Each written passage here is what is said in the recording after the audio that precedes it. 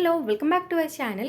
2024 July സെഷൻ്റെ admission ഇപ്പോൾ നടന്നുകൊണ്ടിരിക്കുകയാണ്. ലാസ്റ്റ് ആയിട്ടുള്ളത് ഓഗസ്റ്റ് 31 ഇനി നിങ്ങൾക്ക് അഡ്മിഷൻ എടുക്കാം കേട്ടോ, കുഴപ്പമൊന്നുമില്ല. ഓൾറെഡി അഡ്മിഷൻ എടുത്ത ആൾക്കാർക്ക് ഇനി എന്ത് ചെയ്യണം എന്നറിയാതെ ഇരിക്കുന്ന ഒരുപാട് പേരുണ്ട്. ഇപ്പോൾ ഇഗ്നോലറ്റ്സ് വഴിയാണ് അഡ്മിഷൻ എടുത്തതെങ്കിൽ നമ്മൾ എന്ത് ചെയ്യും, കൺഫർമേഷൻ വരെ കറക്റ്റ് ഗൈഡ് ലൈൻസും കാര്യങ്ങളും കൊടുക്കും. പിന്നെ ഒരു 1.5 വർഷം നമ്മൾ കോമൺ ഗ്രൂപ്പ് കൊടുക്കുന്നുണ്ട്. അതിനകത്ത് ഇമ്പോർട്ടൻറ്റ് അപ്ഡേറ്റ്സ് നമ്മൾ അറിയിക്കുന്നതായിരിക്കും.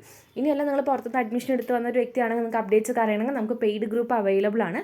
താഴെ ഞാൻ വാട്സപ്പ് നമ്പർ കൊടുത്തിട്ട് ആവശ്യമുള്ളവർക്ക് പെയ്ഡ് ഗ്രൂപ്പ് എന്ന് പറഞ്ഞ മെസ്സേജ് അയക്കുകയാണെങ്കിൽ നമ്മൾ ഗ്രൂപ്പിൻ്റെ ഡീറ്റെയിൽസും കാര്യങ്ങളൊക്കെ പ്രൊവൈഡ് ചെയ്യുന്നതായിരിക്കും. സോ അഡ്മിഷൻ എടുത്ത് കഴിഞ്ഞിട്ട് നിങ്ങൾ ചെയ്യേണ്ട കാര്യം, ഒരിക്കലും നിങ്ങൾ പാസ്വേഡും യൂസർ നെയിമും മറന്നു പോകരുത്. കാരണം നമുക്കത് ആവശ്യമുണ്ട്. അഡ്മിഷൻ എടുത്തു കഴിഞ്ഞാൽ ആ പാസ്വേഡ് യൂസർ നെയിമും അവിടെ എടുത്ത് വയ്ക്കുക. പിന്നെ കൺഫർമേഷൻ വരുമ്പോൾ എന്ത് ചെയ്യുക, ID കാർഡ് എടുത്ത് വയ്ക്കുക. നിങ്ങൾക്ക് സ്റ്റുഡൻറ്റ് പോർട്ടൽ ക്രിയേറ്റ് ചെയ്യണമെങ്കിൽ ക്രിയേറ്റ് ചെയ്യാം. ഇനി കൺഫർമേഷൻ വരാത്തവരുണ്ടെങ്കിൽ വെയിറ്റ് ചെയ്യുക, കാരണം പല ആൾക്കാർക്കും ഡിലേ ഉണ്ട്. ഓക്കെ, അത് കഴിഞ്ഞ് കഴിഞ്ഞാൽ പിന്നെ നമുക്ക് മെയിനായിട്ട് വരുന്ന കാര്യം ബുക്സാണ്. ബുക്സ് എപ്പോൾ കിട്ടുമെന്ന് പല ആൾക്കാരും ചോദിക്കുന്നുണ്ട്.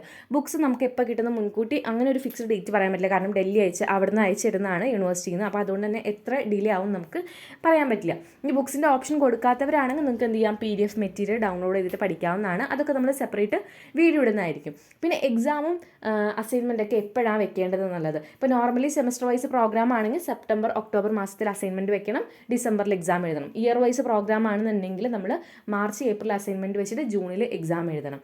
ഓക്കെ, ഇങ്ങനെയാണ് വന്നിട്ടുള്ളത്. പിന്നെ അറിയേണ്ട കാര്യം റീരജിസ്ട്രേഷനാണ്. റീരജിസ്ട്രേഷൻ എന്ന് വെച്ച് കഴിഞ്ഞാൽ ഇപ്പോൾ നിങ്ങൾ അഡ്മിഷൻ എടുക്കുന്ന സമയത്ത് സെമസ്റ്റർ വൈസ് ആണെങ്കിൽ ഫസ്റ്റ് സെമ്മിൻ്റെ ഫീ മാത്രമേ അടച്ചിട്ടുള്ളൂ. സോ 6 മാസം കഴിയുമ്പോൾ എന്ത് ചെയ്യണം, സെക്കൻഡ് സെമ്മിൻ്റെ ഫീ അടയ്ക്കണം. അതുപോലെ ഇയർ വൈസ് പ്രോഗ്രാം ആണെങ്കിൽ ഫസ്റ്റ് ഇയറിൻ്റെ പേയ്മെൻറ്റ് മാത്രമേ നമ്മളിപ്പോൾ അടയ്ക്കുന്നുള്ളൂ. സോ 1 വർഷം കഴിഞ്ഞ് കഴിഞ്ഞാൽ 2ാമത്തെ വർഷത്തിൻ്റെ പേയ്മെൻറ്റ് അടയ്ക്കണം. ഇതാണ് റീരജിസ്ട്രേഷൻ പ്രോസസ്സ്. പിന്നെ നമുക്ക് പറയാനുള്ള കാര്യം ക്ലാസ് ആണ്. ക്ലാസ് വന്നിട്ടുള്ളത് നോർമലി ഇഗ്നോ എന്ന് പറഞ്ഞിരിക്കുന്നത് നാഷണൽ ഓപ്പൺ യൂണിവേഴ്സിറ്റി ആണ്.